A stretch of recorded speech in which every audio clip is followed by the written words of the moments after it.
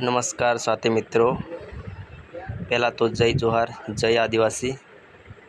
હું છું તમારો ભાઈ અતુલ એકે યુટ્યુબ ચેનલમાં તમારું સ્વાગત કરું છું। તો દોસ્તો, આજના બ્લોગની વાત કરીશું તો આજનો આપણો ફર્સ્ટ બ્લોગ છે આદિવાસી ભાઈઓનો। તો આ બ્લોગની અંદર આપણે ગયા હતા 9 ઓગસ્ટ ઉજવવા માટે જેતપુર પાવી। તો જેતપુર પાવીની તમે અહીંયા ભીડ જોઈ શકો છો આદિવાસી ભાઈઓની।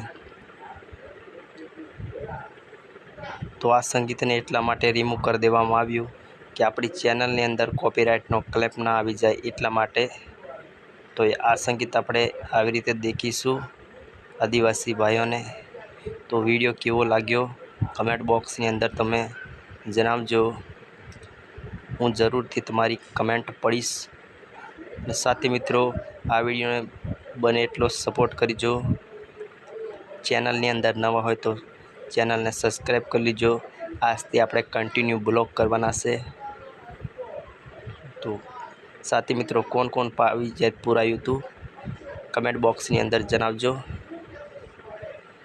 તો અહીંયા તમે દેખી શકો છો પાવી જેતપુરની અંદર બહુ જ ભીડ જોવામાં મળી હતી આદિવાસી ભાઈઓની।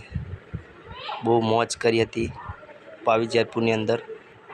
તો આજે આદિવાસી ભાઈઓ 9 ઓગસ્ટ ઉજવવા માટે એકત્રિત થયા છે। બધા પોતપોતાનો સમય કાઢીને આજે બધા ભાઈઓ એકત્રિત થયા છે પાવી જેતપુરની અંદર।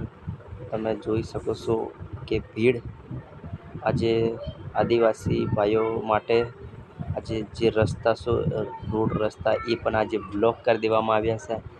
કેમ કે કારણ કે તમે ભીડની વાત કરો તો અહીંયા આદિવાસી ભાઈઓની એટલી બધી ભીડ કે બહુ જ ભીડ જોવા મળી। તો આ છે આદિવાસી ભાઈઓનું સંગઠન। તો આ સંગઠન જોઈને તમને કેવું લાગ્યું કમેન્ટ બોક્સમાં જરૂર બતાવજો।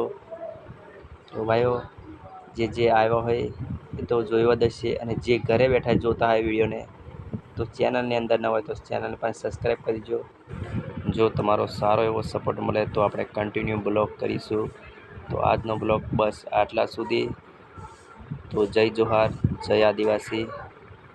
મળીશું પાછા નવા બ્લોગની અંદર।